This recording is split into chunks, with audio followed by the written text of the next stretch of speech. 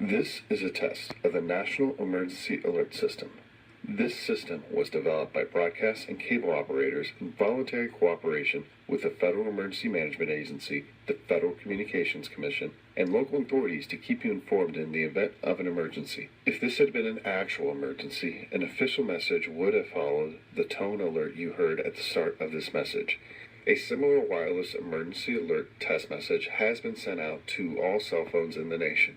Some cell phones will receive the message, others will not. No action is required.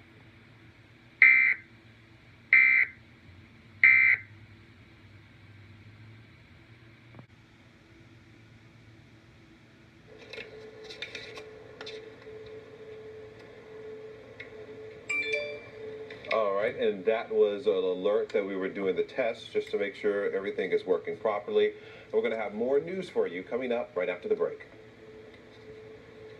Stay connected to your world, wherever the world takes you. Get the NBC Bay Area app.